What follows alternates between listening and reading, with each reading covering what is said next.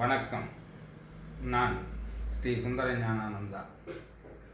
Guha YouTube channel வாயிலாக உங்களை காணும்போது மிக்க மகிழ்ச்சி. ஐயா ஒருத்தர் தன்னுடைய பையனுடைய ஜாதகத்தை கொண்டு வந்திருந்தார்.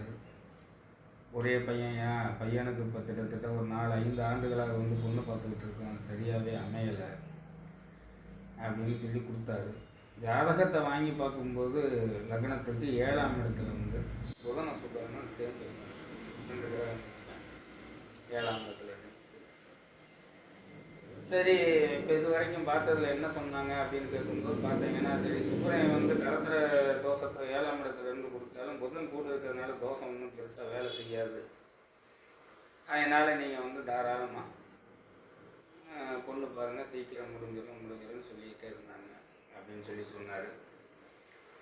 இப்போ இந்த லக்னத்தை பொறுத்த வரைக்கும் லக்னத்துக்கு 7ஆம் இடம் என்று சொல்லக்கூடிய கலத்திரஸ்தானத்தில் கிரகங்கள் இருப்பது அவ்வளோ தூரம் சிறப்பான ஒரு நிலை இல்லைன்னு தான் முடிவு பண்ண வேண்டியதாக இருக்குது. ஏன்னா 7ஆம் இடத்துல கிரகங்கள் இருந்தால் அது ஏதோ ஒரு விதமான தோஷங்களை உண்டு பண்ணிக்கிட்டே இருக்குது இல்லற வாழ்க்கையில்.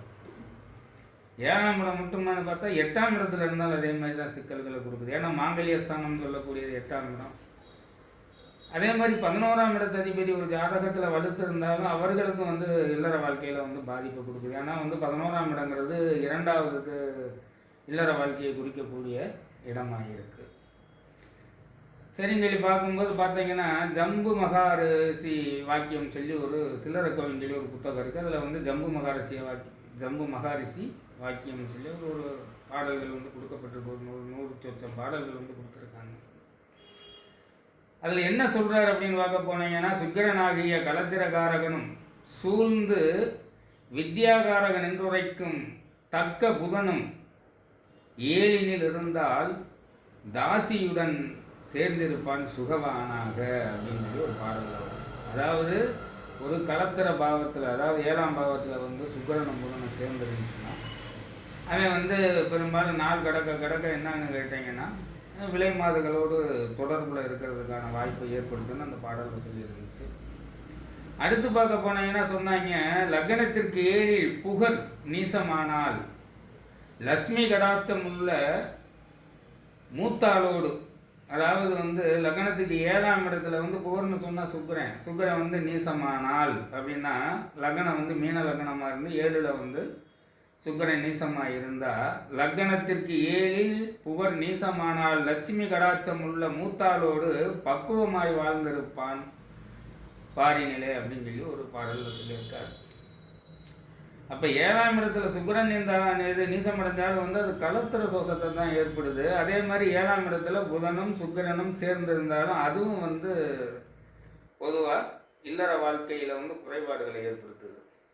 பொதுவாகவே லக்ன கேந்திரங்கள்னு சொல்லக்கூடிய 1, 4, 7, 10களில் சுபகோள்களாக இருக்கக்கூடிய இயற்கை சுபர்களாக இருக்கக்கூடிய குரு, புதன், சுக்கிரன், சந்திரன் இவர்கள் இருந்தாலே, அது கூட்டு சேர்க்கை இருந்தாலே பெரும்பாலும் ஏதாவது அந்த பாவங்கள் சம்பந்தப்பட்ட குறைபாடுகளை ஏற்படுத்திக்கிட்டு தான் இருக்குது.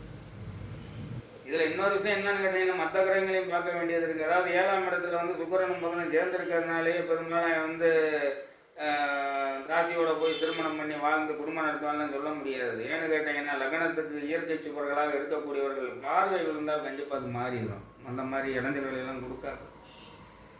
அதே மாதிரி எடுத்துக்கிட்டிங்கன்னா, அந்த 7ஆம் இடத்து அதிபதி ஆட்சி உச்சம் பெறக்கூடிய நிலை இருந்தாலும் இந்த தோஷம் அடிபட்டு போயிடும்.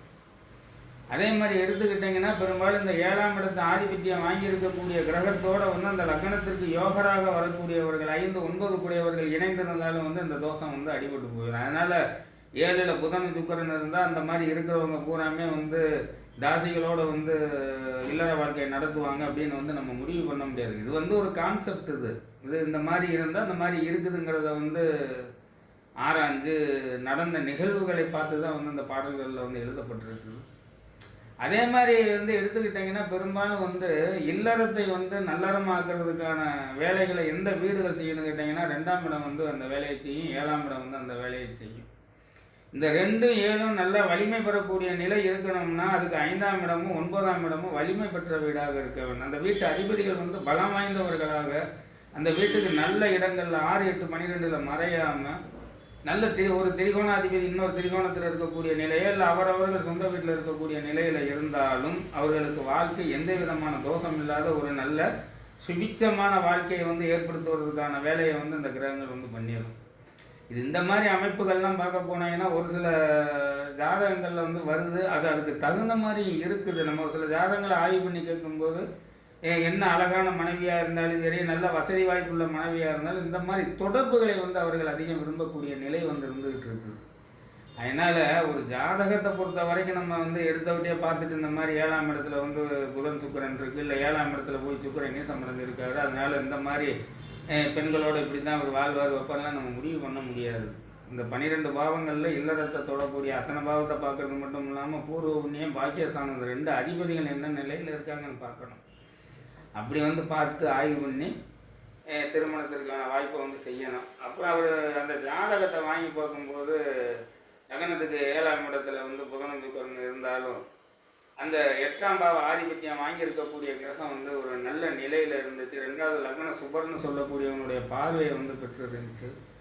அதனால் வந்து அதாவது என்னன்னு கேட்டிங்கன்னா பெரும்பாலும் வந்து 7, 8 கலத்திர பாவத்தில் வந்து 7ஆம் இடத்துலையோ 8ஆம் இடத்துலையோ வந்து கிரகங்கள் இருந்தாவே அது கலத்திர தோசை இயல்பாகவே ஏற்படுத்தும். உங்கள் பையனுக்கு நல்ல பொண்ணு வந்து அமையறதுக்கான வாய்ப்பு இருக்குயா, ஒன்றும் கவலைப்படாதீங்க. அது தள்ளிகிட்டே போகிறதுக்கான காரணம் இந்த மாதிரி கிரக அடைவுகள் இருக்கிறது தான். அடுத்து வந்து கோச்சார ரீதியாக வந்து குரு பலம் பெறக்கூடிய நிலை இருக்கிறதுனால கண்டிப்பாக உங்களுக்கு அமையும் அப்படின்னு சொல்லி உங்களுக்கு அனுப்பிச்சி விட்டேன். அதனால் வந்து ஒரு ஜோதிடத்தை பொறுத்த வரைக்கும் எடுத்துக்கிட்டாங்கன்னா பாடலில் இருக்கிறது அப்படியே நடந்துரும்னு நம்ம முடிவு பண்ண முடியாட்டினால ஆய்வு பண்ணி பார்க்க வேண்டிய ஒரு நிலை நிர்பந்தம் இருக்குது. ஒரு ஜாதகத்தை மிக கவனமாக ஆய்வு பண்ணி பார்க்கணும். ஏன்னா எந்த ஒரு கிரகமும் வந்து வலிமை இருக்குதா இல்லையான்னு இந்த சத்வர்க்க பலம் சொல்லக்கூடிய அந்த கிரகங்களுடைய பலத்தை வந்து நம்ம நிர்ணயம் பண்ணி தான் அதுக்கப்புறம் முடிவு பண்ணால் தான் நம்மளுக்கு வந்து சரியாக இருக்கும். நன்றி, வணக்கம்.